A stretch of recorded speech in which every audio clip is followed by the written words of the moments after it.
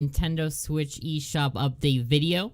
Thank you very much for tuning in both on Twitch and on YouTube. We're here checking out new releases, games on sale, and the top selling games of the week. So let's jump in. We have a lot of new games to check out this week, a lot of big name ones as well. So let's just go. Let's go ahead first. To start things off, we have ourselves the Darkest Dungeon Bundle Ancestral Edition. As you can see, there is only really one screenshot for the Ancestral Edition. It is $41.99. If you bought this without the bundle, it would be $47, so you're saving about $6. It is rated T for teen. This includes the Darkest Dungeon game, Darkest Dungeon the Crimson Court, and Darkest Dungeon the Shield Bearer. So basically the complete full experience. Very cool.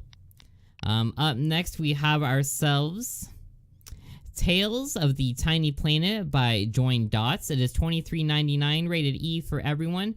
Now please remember that my store here is the Canadian eShop using Canadian dollars, so the price will vary depending on where you're located and what currency you are rocking out with.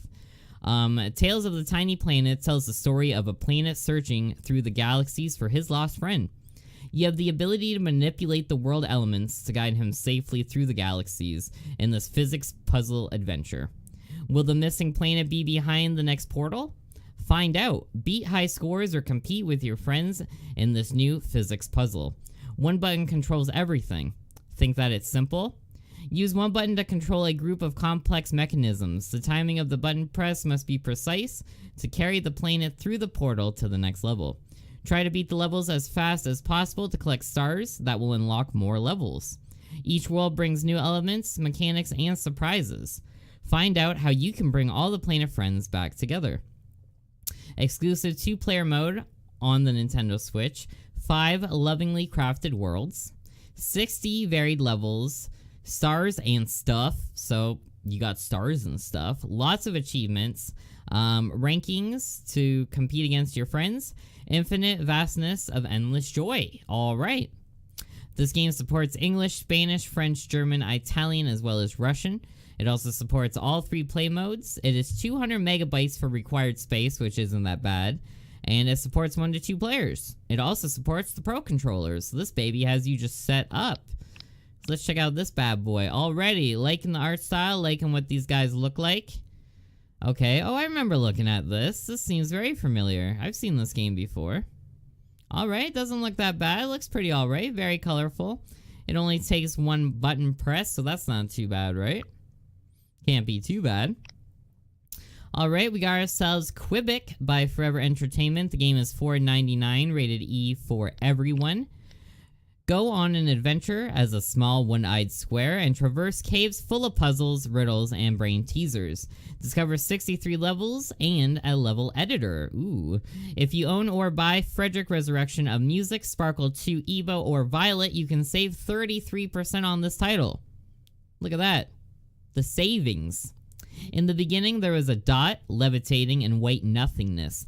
Eons have passed and nothing has really changed, but the power of creation was slowly stirring within the dot, and this is how the adventure begins. Qbik is a beautifully designed pixel art puzzle game. Enter the world of Qbik and explore a square land full of brain teasers, puzzles, and riddles. But that's not all, folks. Qbik gives you the ability to make your own cave in a level editor. Use every brain cell you have to help Qbik navigate the caves, dodge deadly traps, and use technology in your favor, so you can eat every yellow block. Hopefully, they're gluten-free. And move forward into the unknown. The game features pixel art graphics, story to discover, 63 levels to explore, as well as the previously mentioned level editor. Alright, this game supports Japanese, English, Spanish, French, German, Italian, Portuguese, Russian. It also supports all 3 play modes. It is 72 megabytes. It is a 1-player game, and it does support the Pro controller. Alright. I'm always glad when they support the Pro controller. Pro controller, very expensive controller. So you want to get your money's worth out of it. Alright, so this game here, this straight up looks like it's out of the Vita. Like with these graphics. I guess it's charming if you're into it. It's not exactly my thing, but you know what? To each their own. Can't really say anything about it. I haven't seen any gameplay. This week we have a NEOGEO game, Power Spikes 2, brought to us by Hamster as always. The game is $9.87, rated E for everyone. Enjoy the fun of volleyball. Hyper Mode is the intense futuristic version. Power Spikes 2 is a sports game released in '94 by Video System. Ooh. It features the Hyper Mode where the world's strongest 8 teams compete along with the world men's and world women team in the futuristic fighting volleyball. In Hyper Mode, commands for special serves and spikes can be input for an intense battle. Okay, pretty cool. This game supports Japanese, English, Spanish, French, German, and Italian. It supports all 3 play modes. It is 85 megabytes, and it does support the Pro Controller. It is also 1 to 2 players, so you can play with a friend. That's always nice. Look at these old school graphics. They are so old school. Oh my god. Look at those. I love how they have like boobies even in their breastplate armor. You won. God, this game looks rough, dude. Even for back then. That game looks rough, man. I just gotta back away slowly and hope that it doesn't notice me moving. Alright, one game we looked at that was coming soon was World to the West, brought to us by Rain. The game is $23.99. It is rated E10 and plus.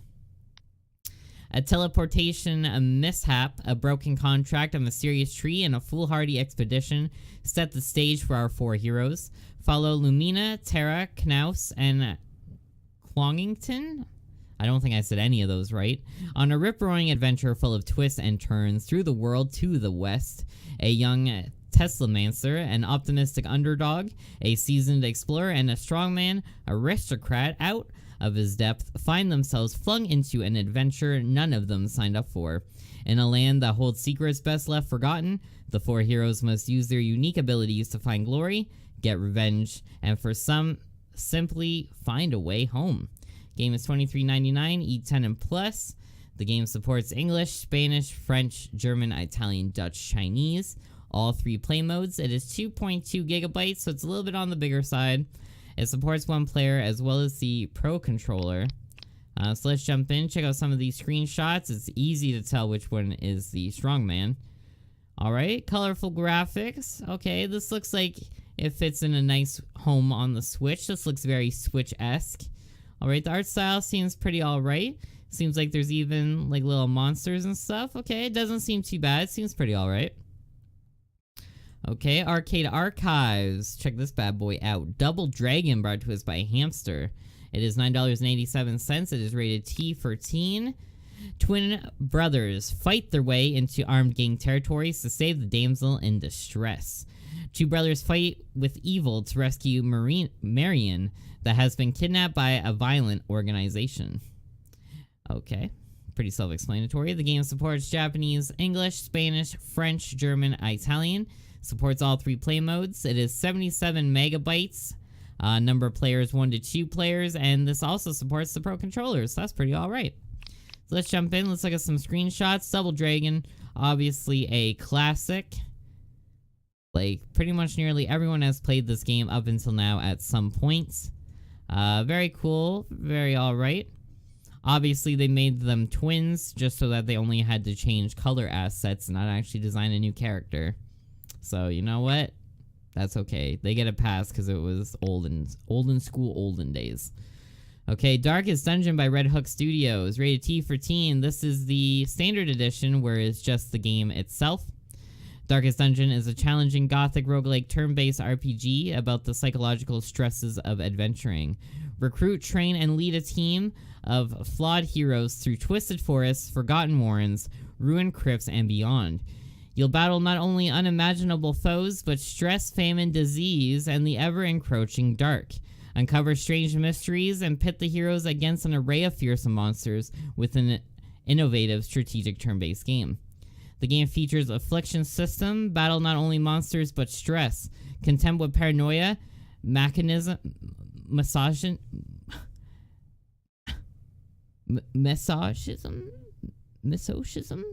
Dude. Masochism? Fear, irrationality, and a host of gameplay meaningful quirks. I apologize for butchering that word. I apologize. Striking hand-drawn gothic crow quill art style.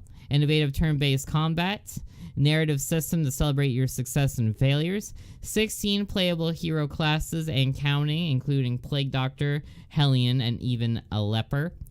Camp to heal your wounds, rest your weary, shell-shocked characters at the tavern or the abbey to keep their stress in check. Alright, you can also pick yourself up Darkest Dungeon, the Crimson Court, and Darkest Dungeon Shieldbreaker. Both of these are expansions to the game. They add new playable characters, they add new missions. They basically just add a good time. So let's jump in, let's check out the gameplay here. I do own Darkest Dungeon, but I have the Vita version. This is a very great game, very nice, very dark game, good art style. Very unique, very cool. I think it's a great game. I would highly recommend this. Darkest Dungeon, fantastic art styles, fantastic characters. You really don't want to miss out. Alright. Oops. Next we have VESTA, also released this week on the PlayStation 4, if you saw that store update. The game is $18.06. Gotta love those odd senses that they just throw in there. And it is rated E for everyone, brought to us by Final Boss Games. Vesta is a witty 6-year-old girl who lives in a desolate underground maze, the ruins of a once bright city, inhabited by humans and perfect machines. Although this world can be lonely, she is kept company by her friend Bot. It advises her and encourages her to do the task she is assigned. Although it knows much more than it lets on, in order to survive in this passive yet hostile environment, Bot will give Vesta a real helper, Droid. He may be a bit rough around the edges, but he'll handle physical tasks that would be impossible for a fully grown adult, let alone a little girl. Alright, not too bad. The game supports English and Spanish, all 3 play modes. 923 megabytes is required. It is 1 player, and it supports Pro Controller. Alright, so let's just jump in, see what this baby has to offer us.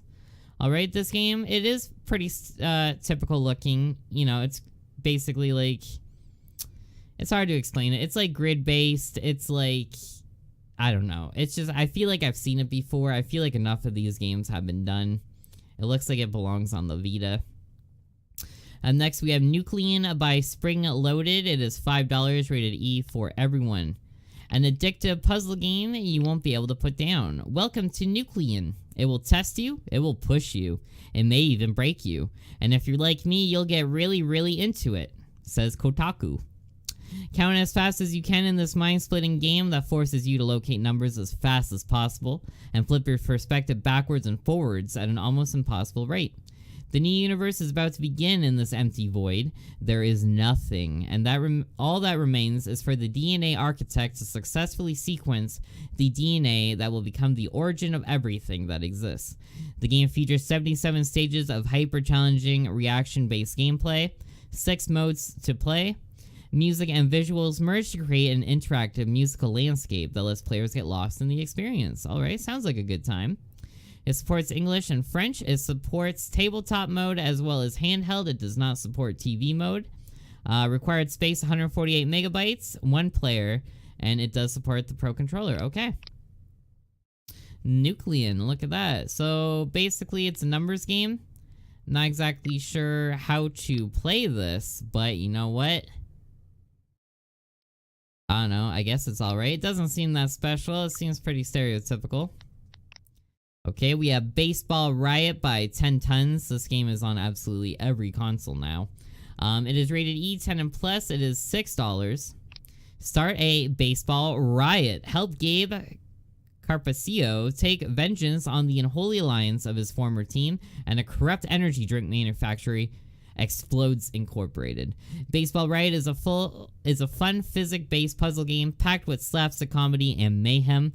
Take control of retired star batter Gabe as he goes on a crusade to free his former team from the grasp of Explodes Incorporated. Smash baseballs at various Explodes-fueled goons such as obnoxious fans, biased umpires, leery catchers, and many more. Bounce the ball off walls and platforms to knock out many targets with 1 hit. Detonate explode crates to launch the baddies sky high. See the enemies tumble as hapless ragdolls and try to master each level by collecting 3 stars. Conquer more than 100 levels and save the day. The game features funny knockouts and ragdoll physics, easy to learn physics-based puzzle gameplay, and explosive chain reactions to destructible items. The game only supports English. It supports all 3 play modes. Required space 57 megabytes. It is 1 player, and it supports the Pro Controller. Alright, kind of odd that it only supports English, but you know what? This doesn't exactly seem like the kind of game that has a lot of dialogue, so I don't really think it would matter all that much. Alright, pretty typical game. As I said earlier, it is on literally every console now, so you really can't miss Baseball Riot. They have all of their bases covered. That game's on their way to a home run. Alright, we got Chromagun by Pixel Maniacs, $25, rated E, 10M+. Welcome to Chromatech's Test Lab. You're here to test our newest state-of-the-art military-grade color technology, the Chromagun, patent pending. Use it to try and solve our meticulously designed test chambers. As you can tell already from the pictures and the description, this is basically Portal with colors.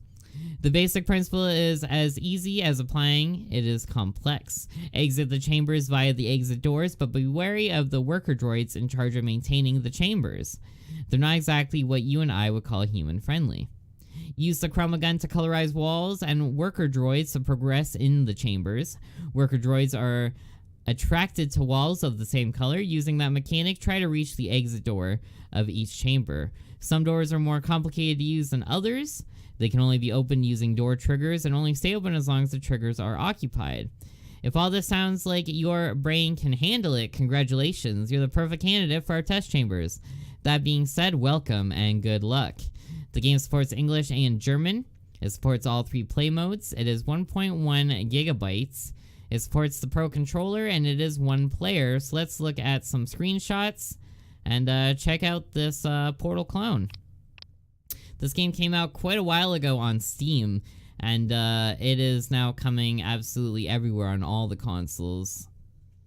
You have a portal gun, only instead of shooting portals, you shoot colors. I don't know, I wouldn't recommend it, but you know what? I'm colorblind, so don't take my word on color-based games. Okay, we got Shoe by CoatSync Software, $11.60, rated E for everyone. Can you outrun the end of the world? When the great and terrible storm destroys Shu's village, he embarks on a desperate journey to survive. On his travels, he'll encounter stranded villagers, survivors of the devastation that need his help.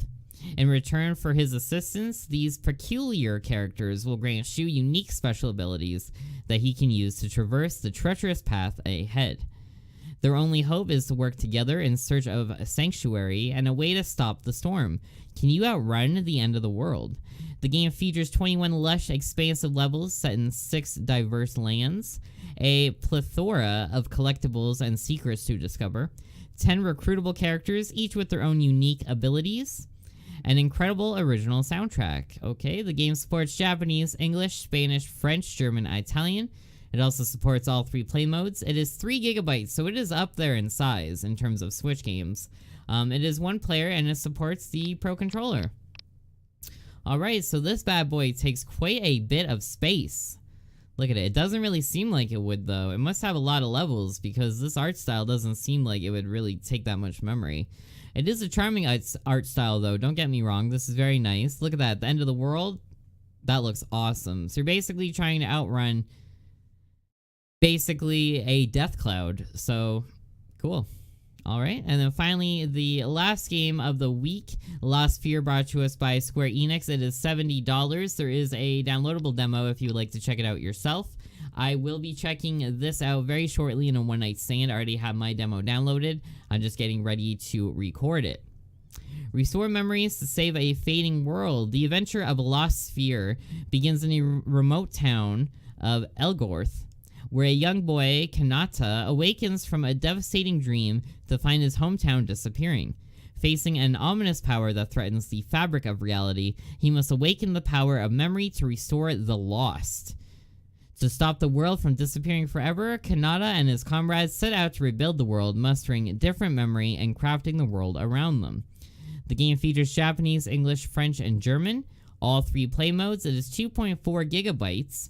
It is 1 player, and it supports the Pro Controller. I am surprised that this game takes less memory than Shu did. This game seems like it would require way more memory, but you know what? Square Enix, they're probably just good at compressing that shit down. As I mentioned earlier, we will be taking a look at this in the one night stand. I played the first few minutes of the demo. I like it, at least for what I've seen so far. The art style is nice, the combat good. It's what you'd expect from Square Enix. And this is probably the biggest release title of the week. But moving on, let's check out the games on sale this week on the eShop. What kind of goodies we can get at a discount. I wonder if it will load. I was actually hyping up the eShop today when I was doing my PlayStation Store updates. And now it's proving me wrong by loading like absolute shit. Are those two gonna load? What are these two? Alright, you can get yourself Aces of the Luftwaffe Squadron, 33% off.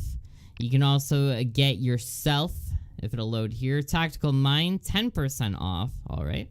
You can get the Bridge, 60% off. Portal Knights, not exactly sure how much you save because I already own it. Slain Back from Hell, 15% off. Max, the Curse of the Brotherhood, 25% off. Stick It to the Man, a quarter off. The Coma, 20% off. Black the Fall, 10% off, so you're not really saving a whole lot. Letter Quest Remastered, and the MAMBO. Now, out of all these games, I do own Portal Knights. I would highly recommend it. And more Switch players need to play, because when I go online, it can never find any servers. So I don't think many people are buying it for the Switch. I think many are buying it for Steam or for PlayStation. I also own the Bridge. You know, if you're a fan of puzzle games, if you're a fan of dark grayscale games, that'll be a great game for you. And I also own Letter Quest Remastered. Fantastic game. It'll help with your vocabulary. Very fun game. Very creative. Out of all these sales, I would highly recommend Portal Knights as well as Letter Quest if you're looking to pick anything new up for the Switch. And then moving on, we got ourselves the best sellers this week. Starting it off, we have Stardew Valley, as usual. We have Versus Super Mario Bros. We have Mario Kart 8 Deluxe making a comeback, climbing back up the charts. We have the newly released game Darkest Dungeon sitting at number 4. Good stuff. We have The Escapist 2, which came out last week. We have Minecraft Switch Edition, Rocket League. Highly recommend Rocket League. I love it. I'm addicted to it. I play it exclusively on the Switch. In my opinion, it's the best system to play it. Playing Rocket League when you're on the porcelain throne or when you're chilling at school or in the car or just anywhere is amazing, dude. We have Playgrounds Enhanced Edition. Mario Odyssey is still sitting in the top 10. Fantastic Mario game, really great. They even brought out a new expansion where Luigi gets thrown into the mix. We have the newly released Super Meat Boy at number 10. Zelda Breath of the Wild refusing to give off the charts. We have Overcooked. We have Enter the Gungeon as well as Sonic Mania and last week's new release Fury. Alright, we have some good ones.